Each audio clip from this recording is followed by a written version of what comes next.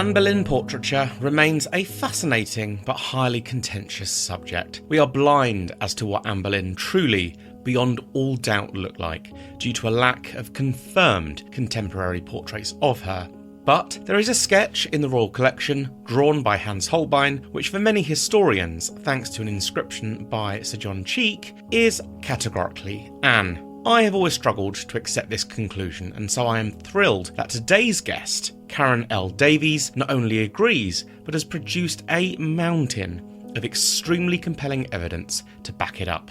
In the process, she's also landed on a theory surrounding a sketch long suggested to portray Amalia of Cleves that could, in fact, be the face of Anne Boleyn all along, hiding in plain sight. So sit back and listen in as Karen dismantles much that has been said by historians, hopefully kickstarting a reassessment of Anne Boleyn's image.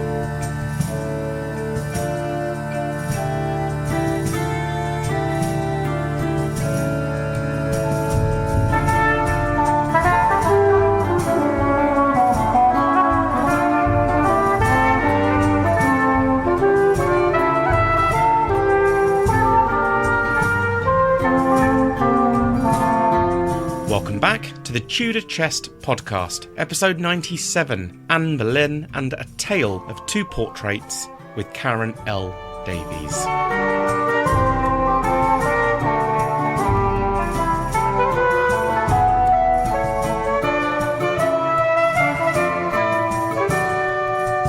Welcome to the Tudor Chest podcast, Karen L Davies. How are you? I'm fine, thank you. Very good. Enjoying the sunshine and good weather.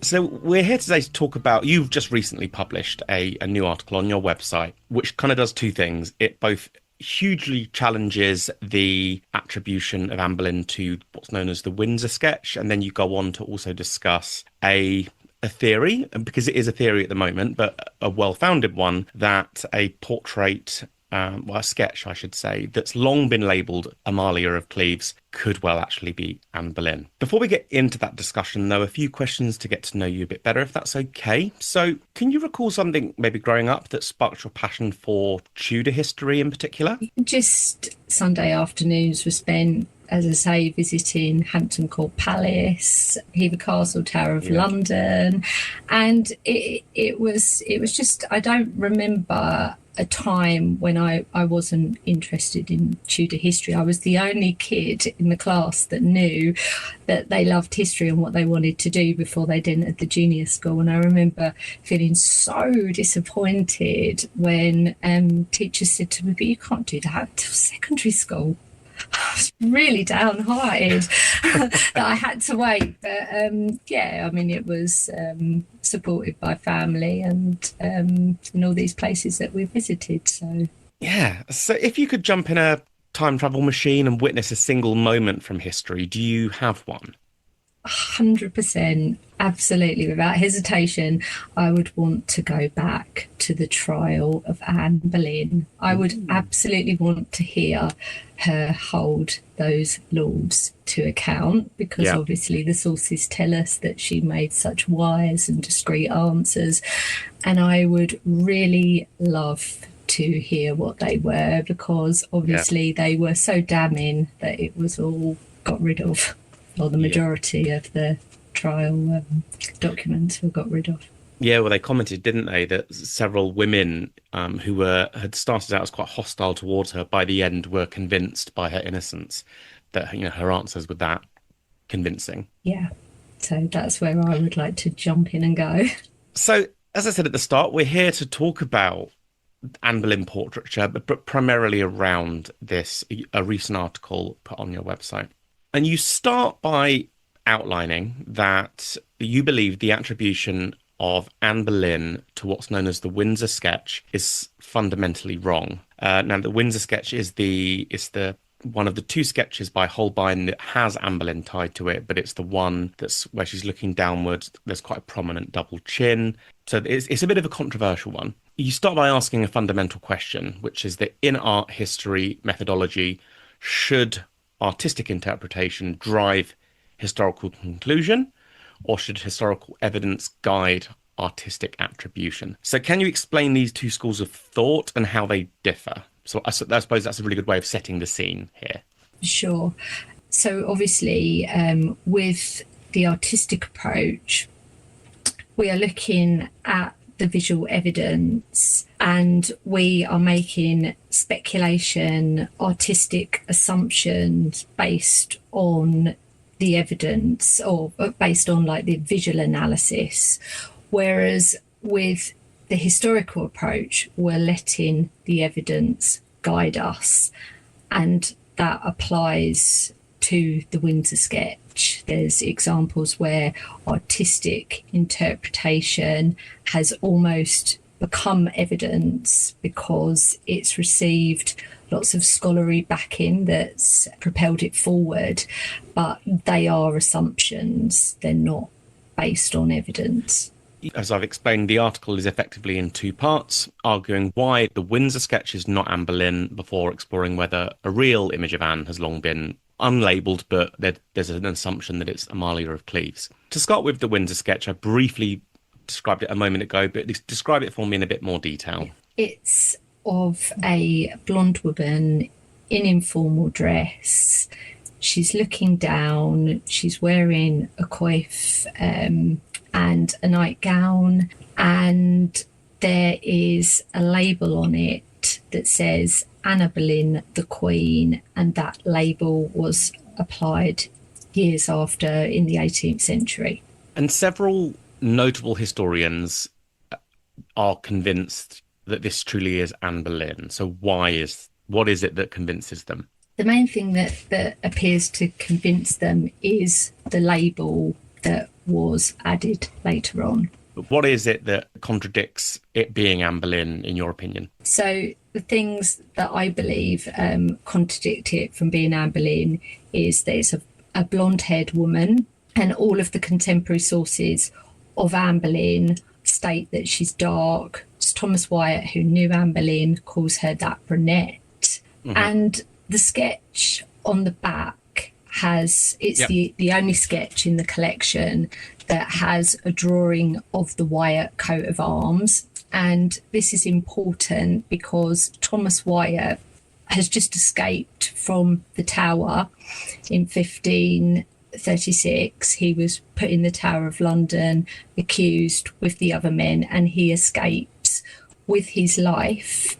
And it's contradictory that a sketch of the Wyatt coat of arms, that Hans Holbein would draw that on the back of a portrait of Anne Boleyn, and that Thomas Wyatt would commission that. So either one of them would do that at that time. So they are the main contradictions. And the hair being blonde as well is a big thing, isn't it? I mean, that just doesn't add up. The hair colour is really important because the assertion has been made of the blonde hair that it's brown chalk that has faded, and the Royal Collection Trust's collection doesn't support this evidentially.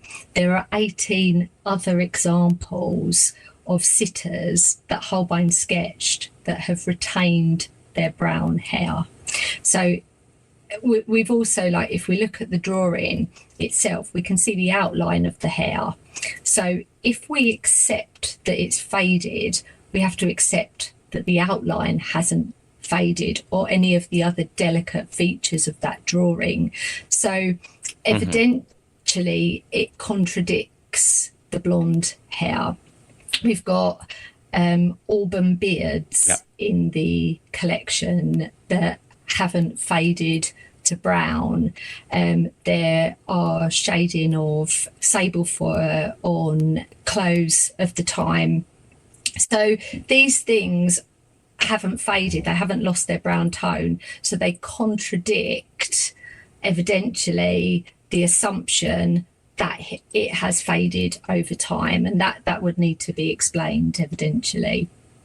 Yeah, and I think the thing is, people that hone in on this and say this is Anne Boleyn because of that inscription, they're rooting around for things to back up their theory, and but they're not then looking at, in the wider sense and going, to your point, well, yes, okay, the hair's faded. That explains that away, but then that doesn't explain it, because if you've said there are so many other examples where the darker hair color has not faded, it remains as vivid as it would have been 500 years ago. Why would this one sketch act differently to the others, and why wouldn't other aspects of the sketch have faded as well? It's cramming an answer in to try and support something that's fundamentally just not there.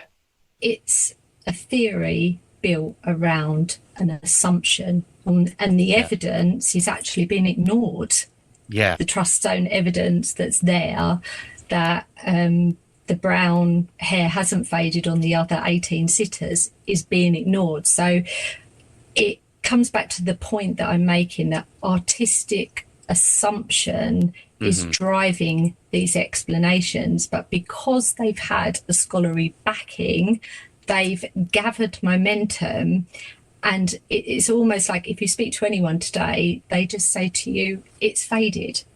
And we have to accept that because we've been told that, but it's been driven by an artistic assumption and not the evidence. And it's not compatible with contemporary descriptions of Anne. Now, I appreciate we don't have a huge amount of contemporary descriptions of Anne. We don't have a contemporary true-to-life portrait that we know of to absolutely go on. But we do know that she was slender. Her long and slender neck is commented on. This woman does not marry up with what we're told. And that alone, what they hone in on is the John Cheek inscription. And I suppose it's a good point to bring Cheek into the conversation, because it's him that attributes Anne Boleyn to this. And that's why there is this big support for it, because Sir John Cheek supposedly knew Anne Boleyn. But you've uncovered clear proof that this is fundamentally compromised, because he didn't actually label the images, he labelled pages. So can you explain what's going on there? Yeah. Well, first of all, Holbein dies, and some of the drawings that are of the English courtiers pass to Henry VIII. Other drawings are sold off and they go to antiquarians and collectors. But drawings go to Henry VIII of supposedly English courtiers. Then Henry dies, and his son Edward then inherits this great book of Holbein's drawings. And at that point, Edward's tutor, William Cheek, is tasked with labelling the drawings, but he labels the pages of the book. The problem is, today, that book then passes through about 8 different hands before it reaches Charles II. And obviously we have the English Civil War, where after Charles I is executed, lots of his portraits, statues, things are sold off, are destroyed. But the book has passed through 8 different hands. It's been rebound a number of times. Drawings have been taken out. And we don't know, we have today no viable way of saying what drawings were what, because we don't have the book. We can't then go back and compare it. Yeah. So we know that it's been bound and unbound. And another piece of evidence is that in the Royal Trust collection today, we sit with 9 unidentified people. So if Cheek had labelled everything correctly, the book had been rebound, and the names of the sitters had been transferred from the page names onto the actual drawings, which happens much later on in the 18th century. But what I'm saying is, by the time we get to the 18th century, where somebody is then copying the names onto the actual drawings, it's passed through 8 different hands. Yeah. And in the trust today, we have 9 unidentified sitters. So if the person in the 18th century was copying it correctly, we wouldn't have 9 unidentified sitters today. That in itself tells us that when this book has been bound and rebound, drawings and have come away from their page numbers, but we cannot ever verify that today. We don't have the book, so we can't verify. We can't even actually say for certain sure that John Cheek labelled a drawing of Anne Boleyn. And it appears that John Cheek made fundamental mistakes, and this is something that Starkey's and Rowland talk about, is the mistakes he made in identifying the sitters. But did he actually make the mistakes? The evidence suggests that he probably didn't. At a later point, the drawings have become muddled up, because if Cheek made these fundamental mistakes of labelling 2 drawings as Anne Boleyn, it's one can't be Anne and the other, because the 2 drawings that Cheek labelled as Anne Boleyn are fundamentally different. One's in the British Museum and is the Bradford sketch, and the other is in the Royal Trust collection, the Windsor sketch that we're talking about. They are both fundamentally different. So as Starkey says, one can't be Anne and the other be Anne.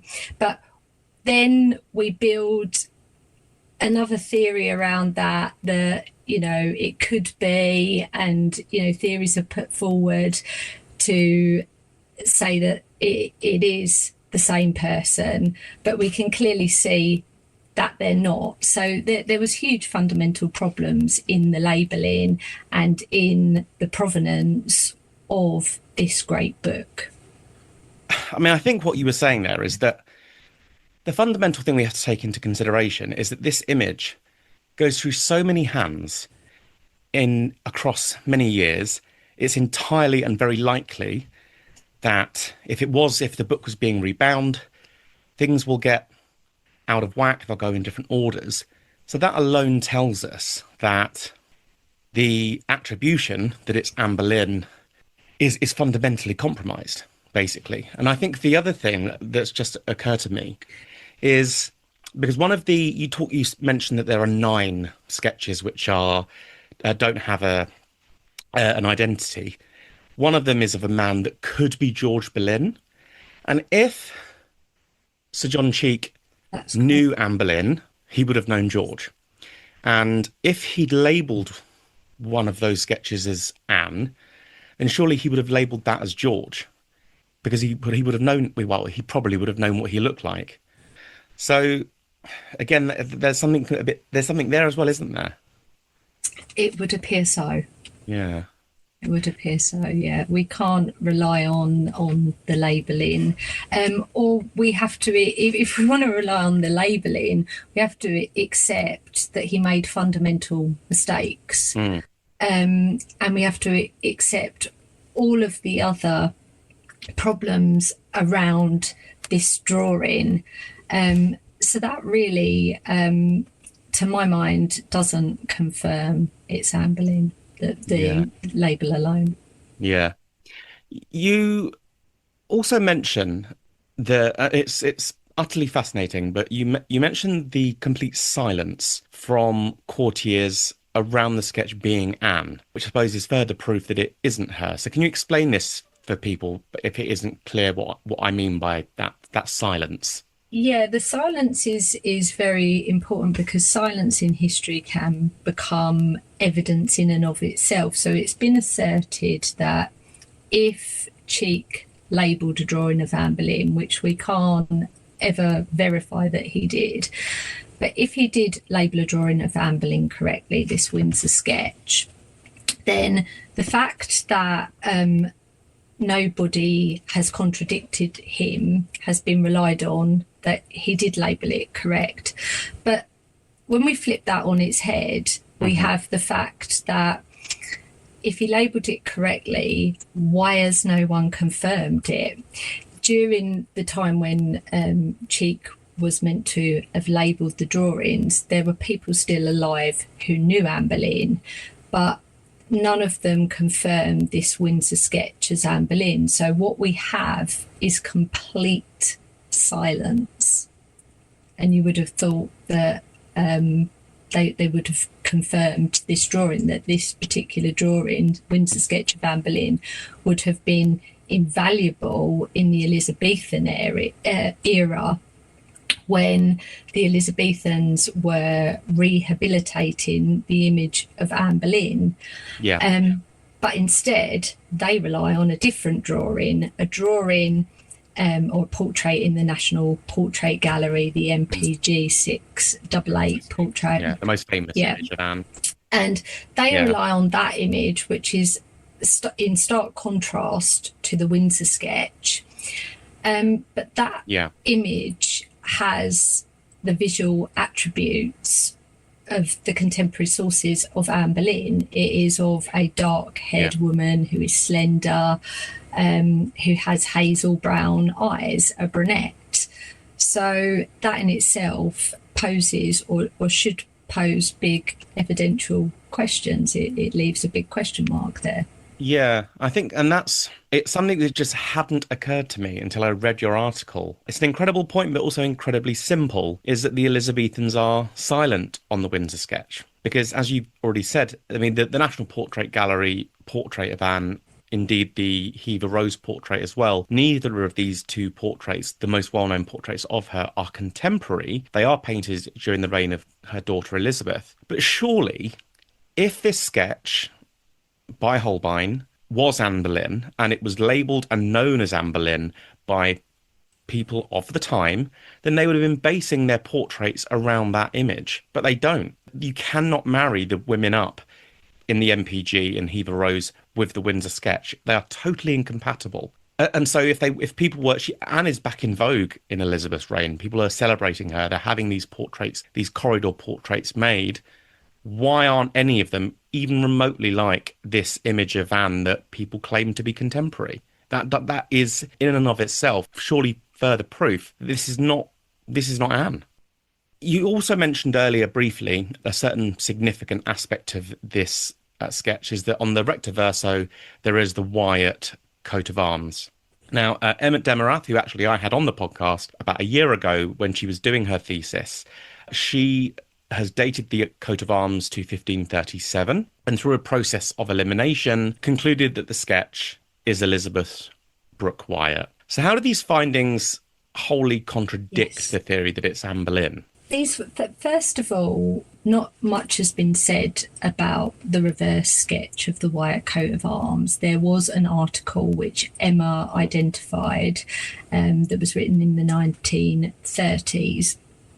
And it identified that there was a barnacle on the Wyatt coat of arms, and that barnacle, it's been asserted that the barnacle represents the torture of Henry Wyatt, who was tortured in the reign of Richard III for supporting the Tudors. So this is a symbol of loyalty.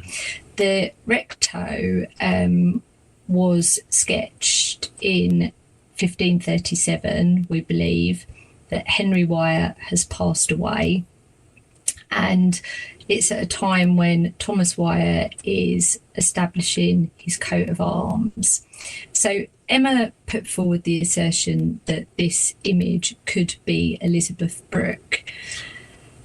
It makes sense that it then becomes a unified piece of family documentation at a point when Thomas Wyatt is establishing his heraldic arms, his father's just died, and he's managing his estranged wife and recognising her as the heir of his child. The interesting thing is that it's the only drawing with a sketch on the back.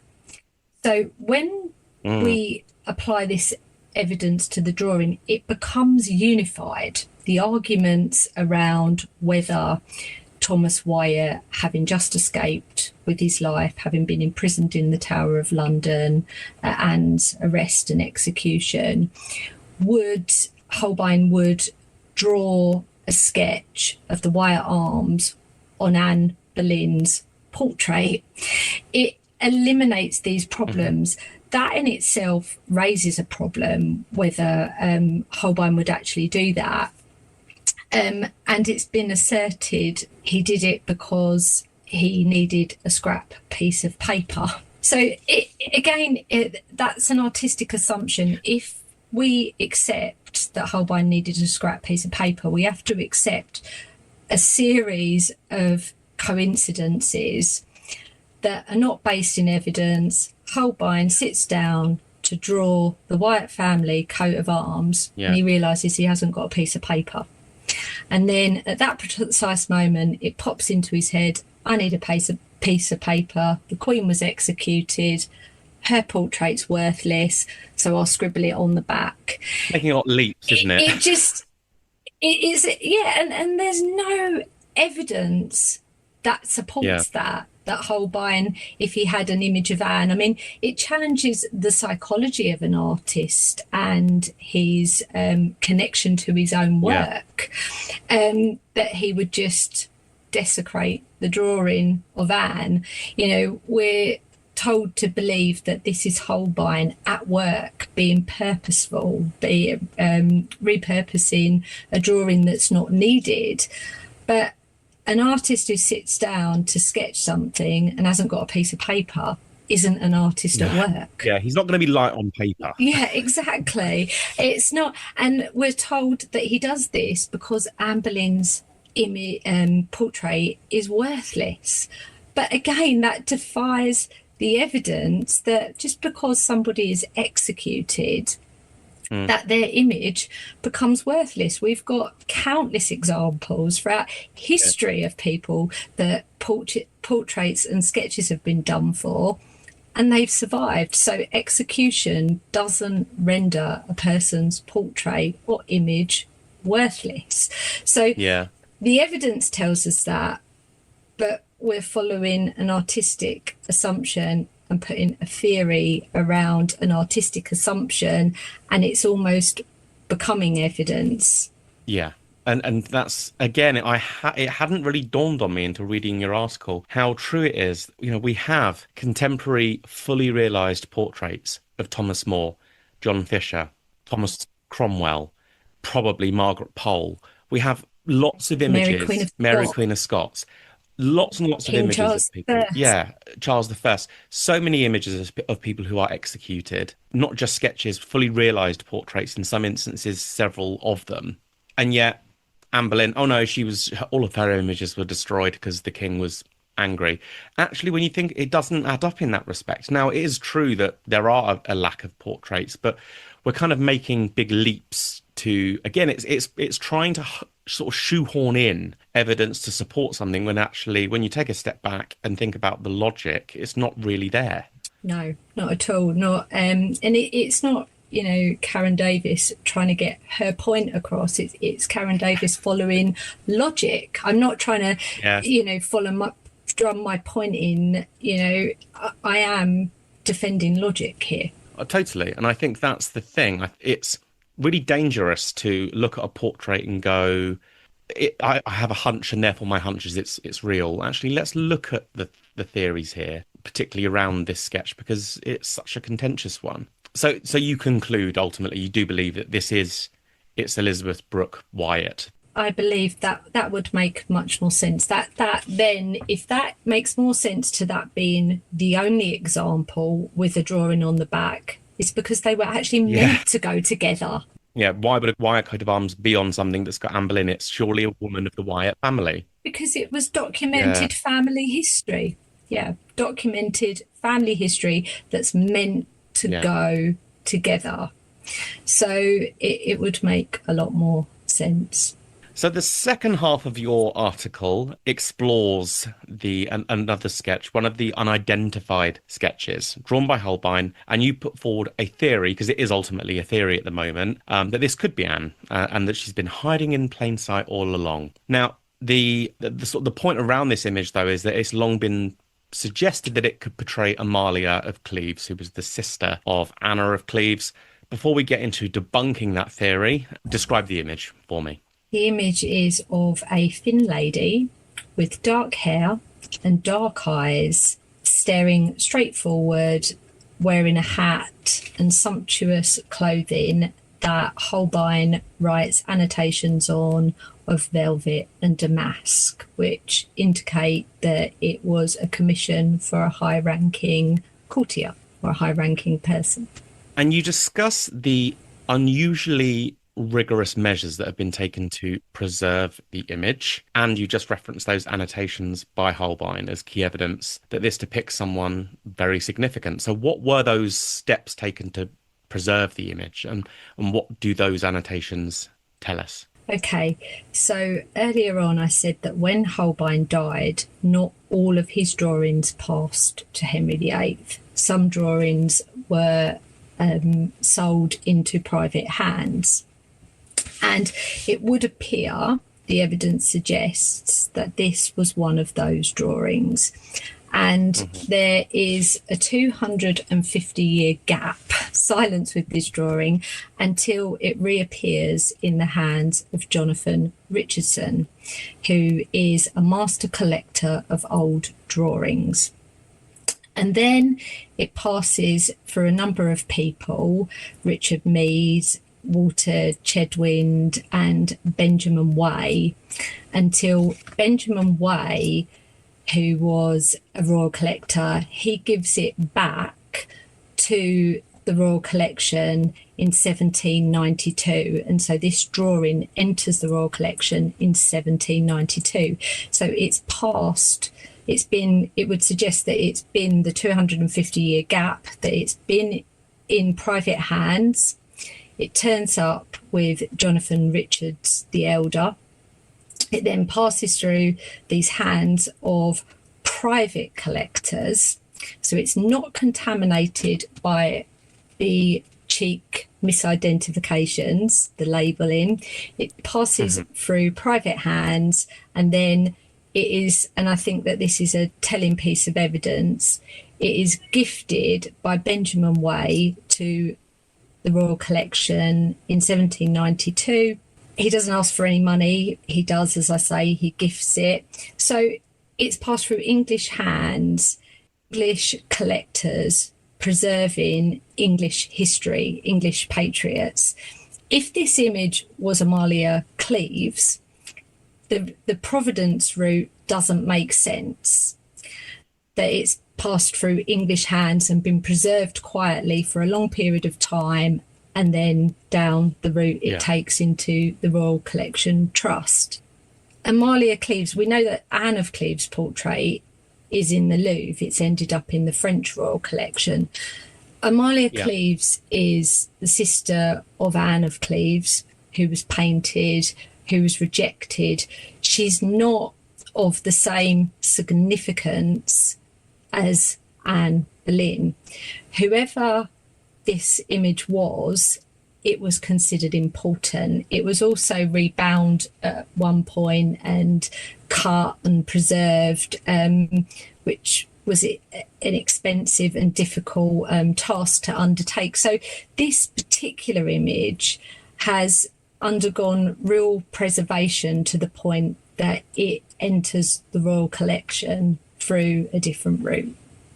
And that level of rigorous preservation is not seen in the Windsor sketch, is that right?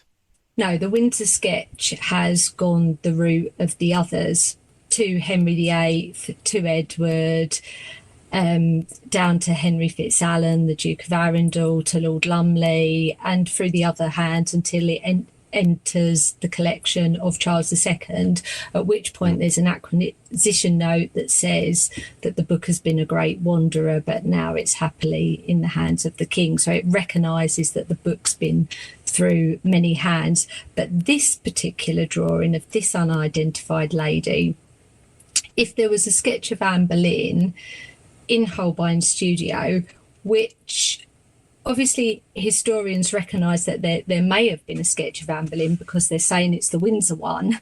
So that is evidence in itself that we do think it's possible that a sketch could have survived. Well, we know there was a full length.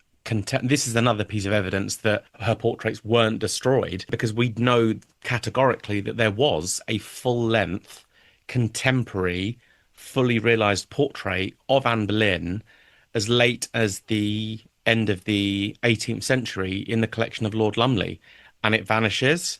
We don't know what happened to it, but we do know that portrait existed.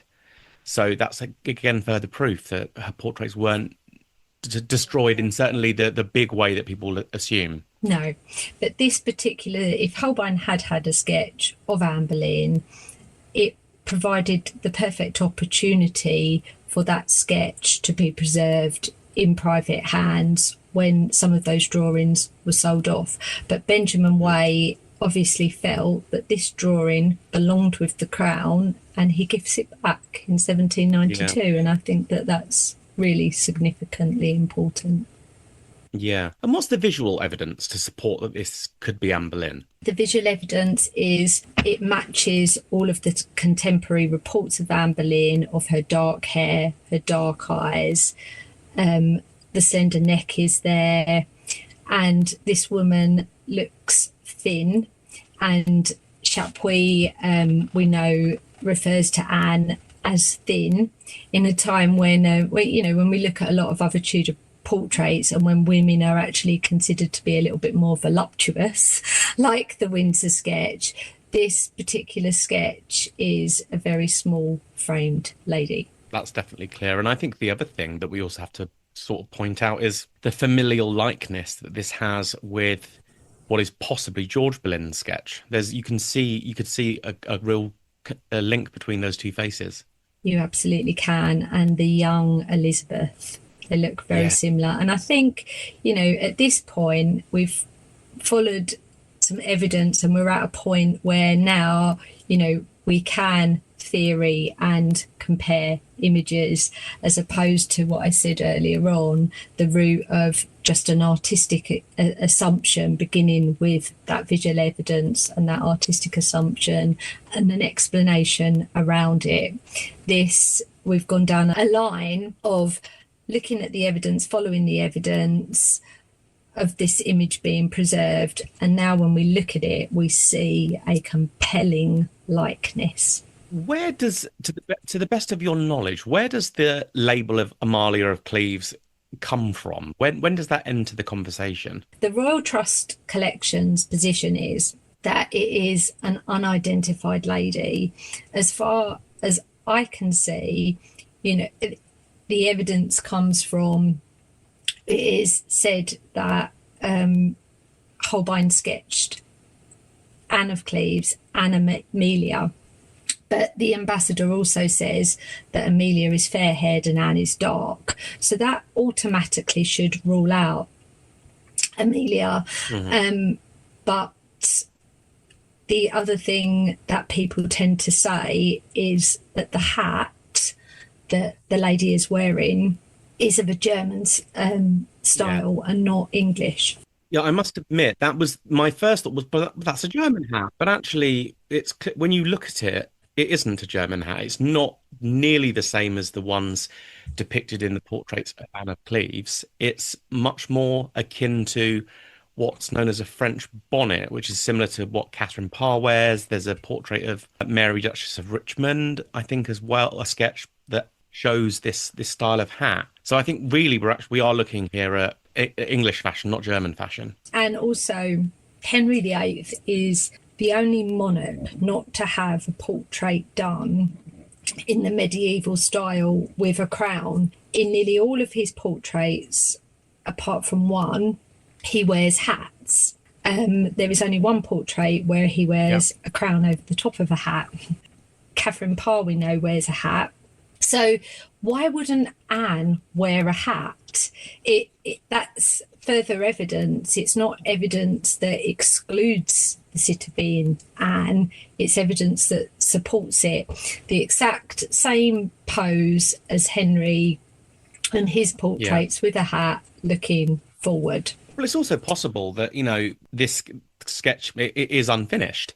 There's, for all we know, further details like the feather that we often see in those style of hats. So you see it in Catherine Parr's image, the feather, further details that would turn it into a more English-looking bonnet or hat. Had it been finished completely, had it been made into a portrait, a true portrait, then I think we'd be looking at it quite differently. But I think it's that again, because there's been this assumption it's Amalia of Cleves, we then go, well, the fashion is German, but actually no.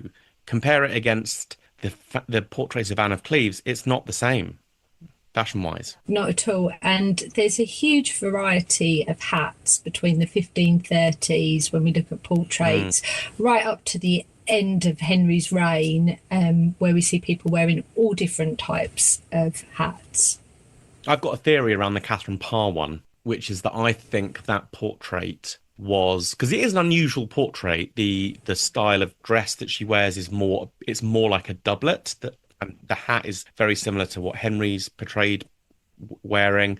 I have a theory, and it's purely a theory, but that portrait was painted to celebrate her time as regent, because it's a distinctly masculine style of dress and the hat, and we know that in her other portraiture she is dressed much more traditionally female with the French hood, but this one is different. This one is unique, and I do wonder if that was a way of commemorating her time as regent. But it's just a theory. That's a really valid point, because we know that the Tudors, they used clothes to project their image and to project these things, and for propaganda and for how they wanted to be seen. So that would make a lot of sense. And then when we look at this sketch, which is unfinished, it carries those same connotations of, and Anne and Henry, he had Anne crowned, Anne and Henry in it together join, and two portraits that represent that, in that looking forward, both wearing a hat, and again in very similar clothes to what you're talking about Catherine Parr wearing in her portrait. So what is the other evidence that it isn't Amalia? Well, the main evidence that we have from the ambassador, he describes Amalia as fair and Anne of Cleves as dark. So if he was right that Amalia was fair, then that rules Amalia out straight away. And the other main evidence that rules Amalia out, I believe, is the sketch's provenance through the ages, through English hands, English patriots preserving English heritage for somebody who is very important, and a bride that was rejected, a sister.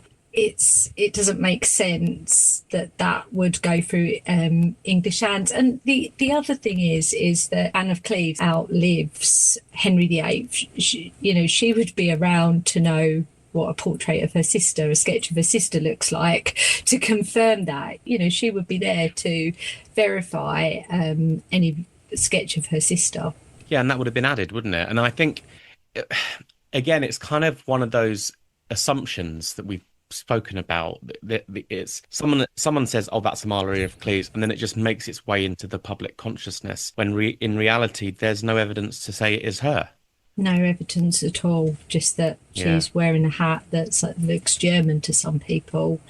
And that must really be a German. It must be a German, and that's really kind of what it boils down to. But the evidence doesn't suggest that a foreign princess would have that value to English collectors who are going to lengths to preserve this portrait sketch. Yeah. So you conclude by drawing the findings down to sort of 4 core means of visual analysis. So can you walk me through what these are? The 4 things are provenance analysis, who preserved it and why, historical context, what explains its preservation pattern, the contemporary testament, does it match the written descriptions, the comparative analysis, does it resemble documented family members.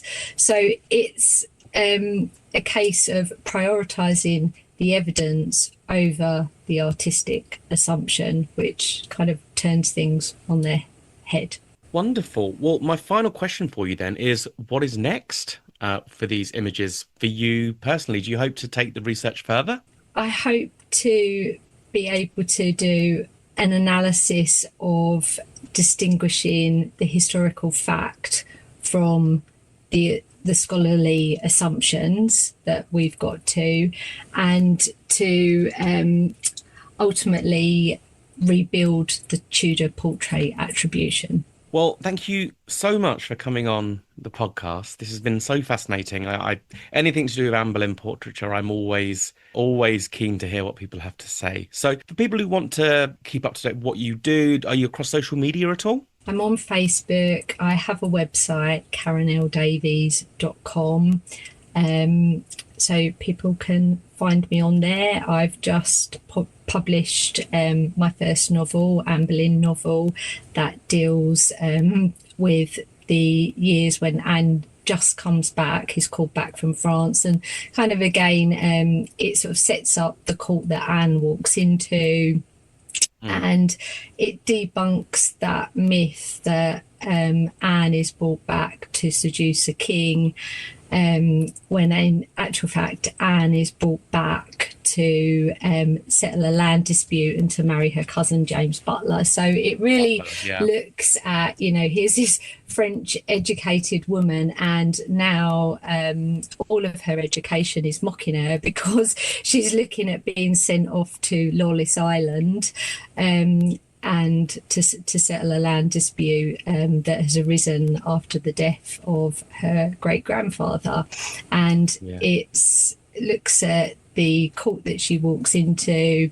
It follows Anne, the things that she learned in France, how that sets her apart, and how she kind of has to navigate that to the point that she consents to coming back to call. And the next book picks up with Anne embarking on the great matter with Henry. I see. And the first one is out already?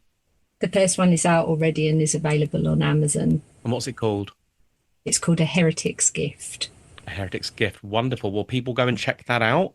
And thank you very much again for coming on the podcast.